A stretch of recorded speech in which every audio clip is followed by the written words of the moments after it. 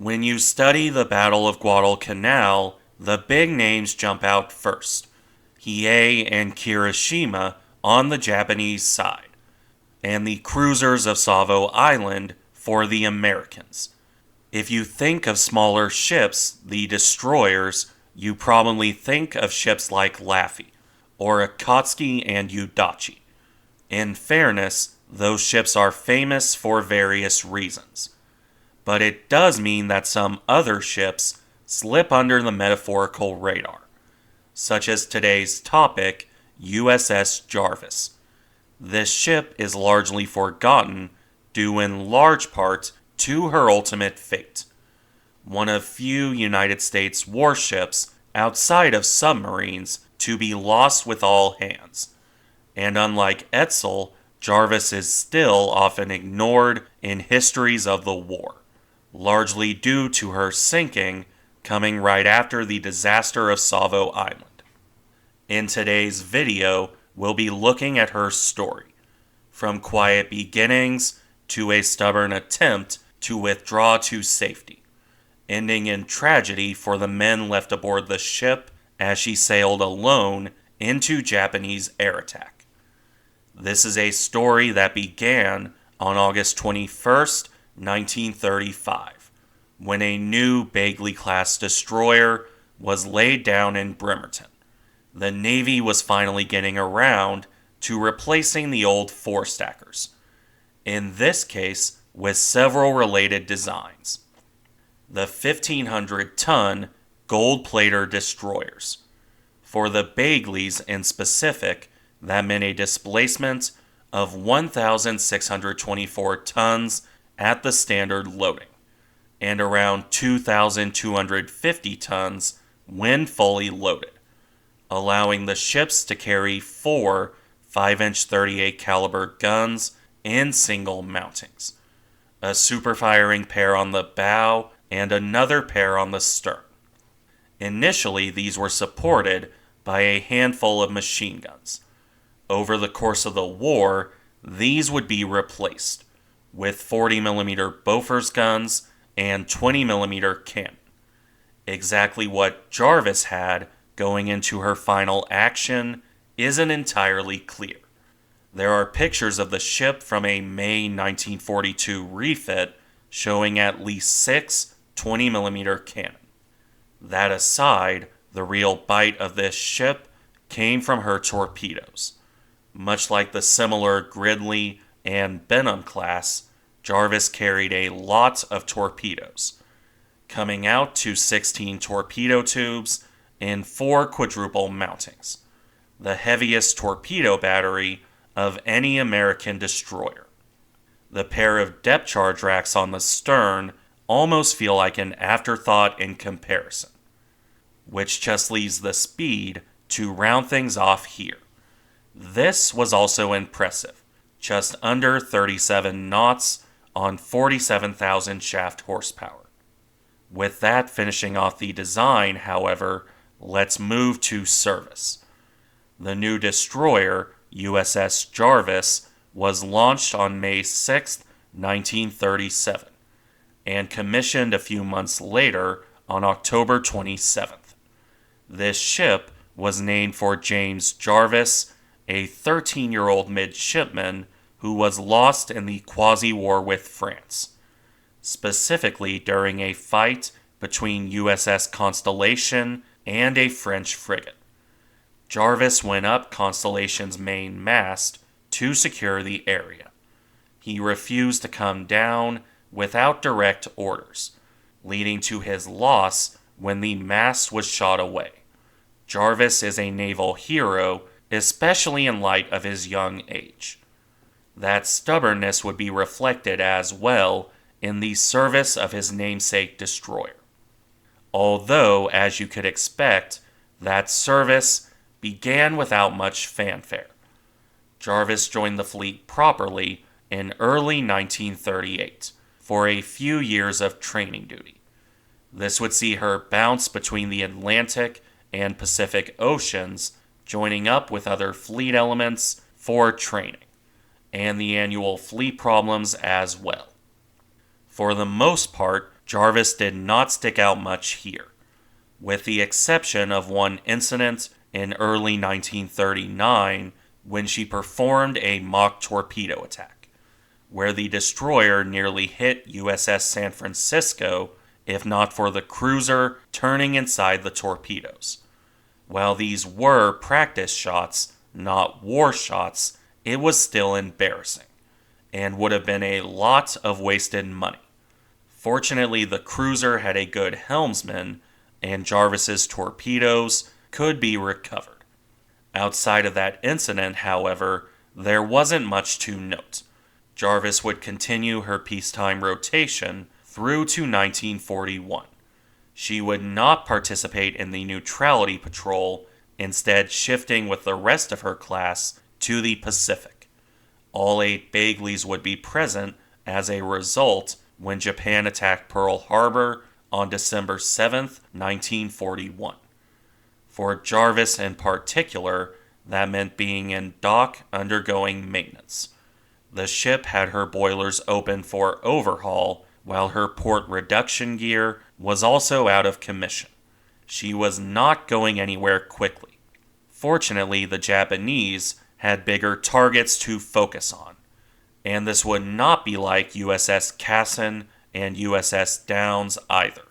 Jarvis was ignored by the Japanese despite putting up a lot of fire of her own.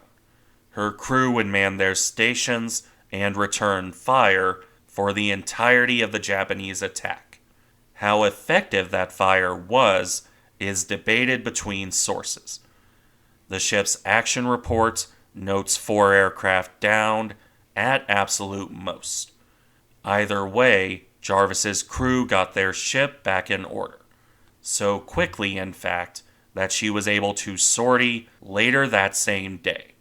Considering how she began the morning, that's no small feat, even if Jarvis didn't find anything outside Pearl Harbor.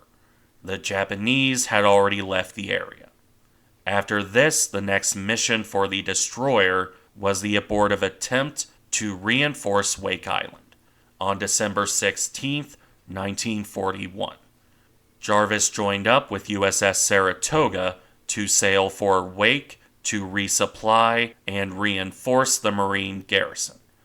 Unfortunately, if you've read about Wake Island, you know how this story ends. The Japanese overran Wake, and Saratoga, along with Jarvis, turned back for Pearl Harbor, arriving back there on December 23rd.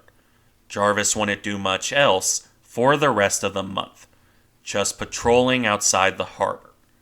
This changed with the coming of the new year, specifically on January 22nd, 1942. Jarvis formed up with USS Lexington, Saratoga's sister ship. This formation was intended to return to Wake Island, but this time to bombard the Japanese occupiers. Much as with Saratoga's mission, however, it would be called off. This time because the oiler Neches, intended to support the operation, was sunk by the submarine I-72. 57 of the crew went down with the ship, while most of the crew escaped into 4 lifeboats. Jarvis was supposed to rendezvous with the oiler, but she found nothing, until a report from a patrol aircraft alerted her to survivors in the water. Jarvis sped off for those men, picking them up around 6 hours after the oiler sank. Sources differ on the survivor count, but Jarvis's entry in the Dictionary of American Naval Fighting Ships cites 182 men. So that's what I'll be using here. In any event, the destroyer brought the survivors to Pearl Harbor, while the raid on Wake Island was called off. Jarvis would remain in the Hawaiian Islands beyond this point until February 5th. The fighting ship's entry notes an attempt to depth charge the Japanese submarine I-171 after she sank a transport, but that boat escaped and Jarvis returned to port, until leaving on February 5th to escort a convoy to Australia, which was mostly uneventful. The same went for the return voyage. Jarvis would not engage the Japanese and would be back on the west coast by April 8th for a routine overhaul. This ended in May, providing the pictures I mentioned earlier. After that was done, Jarvis returned to the South Pacific. She was based out of New Caledonia on convoy escorts and patrol duty from June through August of 1942, with Jarvis leaving to join the invasion of Guadalcanal in early August. This would see her providing escort off the landing beaches on August 7th, 1942. There was nothing of major note on that day for USS Jarvis. But on August 8th, a group of Japanese aircraft attacked the landing force. While most were shot down, a few got through, with one of them landing a torpedo on Jarvis as she sailed near USS Vincennes. This torpedo hit in one of the worst locations possible, on the starboard side near her forward fire room. The direct damage and the flooding combined to put Jarvis out of action. She went dead in the water with the loss of 14 of the crew. The remainder of the crew got the flooding and fires under control, although they couldn't restore power. Jarvis would instead be towed to shallow water by USS Dewey, where 7 wounded were transferred off the ship. One of those men would later die from his wounds, while the other 6, well, those are the only survivors of USS Jarvis. The destroyer was considered seaworthy despite her damage, so she set out for proper repair work. The destroyer was supposed to be provided with an escort, but Jarvis had lost her radio during the attack. So the ship, apparently unaware of her orders, set off alone. This would see her sailing by herself on the night of August 8th, 1942, where she encountered the Japanese cruiser force under Admiral Mikawa sailing for the Battle of Savo Island. Much like with USS Edsall, the following information comes from Japanese sources. Mikawa's force sighted Jarvis in the darkness, mistaking her for a Leander-class cruiser, or to use the Japanese source, an Achilles-class. The Japanese held fire, aside from torpedoes from Furutaka, which missed entirely, sparing Jarvis for the moment. Later that night, the destroyer Unagi engaged Jarvis with her guns. This also came to nothing, with the crippled destroyer continuing along her path.